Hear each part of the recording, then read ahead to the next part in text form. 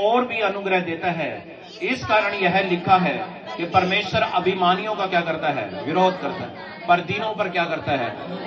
यानी ये दीनों का परमेश्वर है, अभिमानियों का परमेश्वर नहीं है। क्लियर है? जब तो हम चर्च में कहते हैं कि भाई कभी घमंड में मत रहना, तुम आए जीरो से थे लेकिन हीरो प्रभु बना देता है, लेकिन बनने के बाद भी अपना आप को जीरो ही मानना। अय्यूब को सब कुछ दिया उसके कैरेक्टर के कारण, उसकी चैरिटी के कारण। उसके बारे में लिखा है कि वो विधवाओं की सुधि लेता था, दीनों को, जो गरीब लोग आते थे, अपने भाई लोग आते थे, उनके कर्जे चुकाता था। परमेश्वर ने देखा कि इसका फाइनेंस तो ब्लेस्ड है, क्योंकि ये अपने फाइनेंस से लोगों की क्या करता है? जरूरतें पूरी करता है। मैं इसको कभी गरीब रहने नहीं दूंगा। आप गरीब कब होते हैं? जब आप अपने लिए यूज करते हैं। जब आप अपने धन को दूसरों के लिए यूज करेंगे, कभी गरीब नहीं रहेंगे। हालेलुया। इसलिए परमेश्वर ने क्या कहा कि मैं परमेश्वर अभिमानियों से क्या करता हूं? विरोध करता हूं, पर दीनों पर क्या करता हूं मैं? अब वो देखो मेन वर्ड पे आएंगे, जो मेरा मेन वर्ड है साथ में। इसलिए परमेश्वर के क्या हो जाओ? सभी बोलो, परमेश्वर के अधीन हो जाओ। और क्या करो?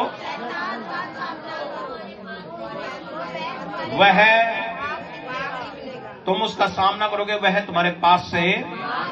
अगर मैं इसको इंग्लिश बाइबल में पढ़ता हूं, इसका राइट प्रोनाउंसिएशन क्या लिखा है? Therefore submit to the god, to resist the devil and he will flee from you, and dear near to the God he will be delivered and he will be draw near to you। अब बोलेंगे आमीन।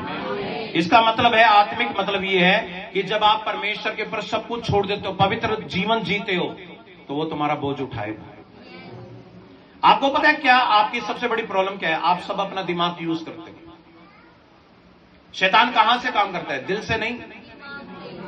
आप सब कुछ सही कर रहे हो, लेकिन दिमाग में आ रहे नहीं, ये शायद गलत है। आपके दिमाग के ऊपर किसका लहू होना चाहिए? मैं मॉर्निंग प्रेयर में बोलता हूं, अपना बोलो कि प्रभु आपका लहू मेरे सर पर, आपका लहू मेरे दिल पर, आपका लहू मेरी आंखों पर, क्योंकि ये डोर्स हैं। शैतान की एंट्री कहां से होती है? आंखों से होती है, कान से होती है, मुंह से होती है, हार्ट से होती है। समझ रहे हैं? ये डोर्स हैं, ये शैतान इनमें से घुसता है। जब ये लहू के अंदर रहेंगे, यहां से शैतान है। आप बोलते ना दुष्ट आत्मा आ गई, इसमें दुष्ट आत्मा आ गई।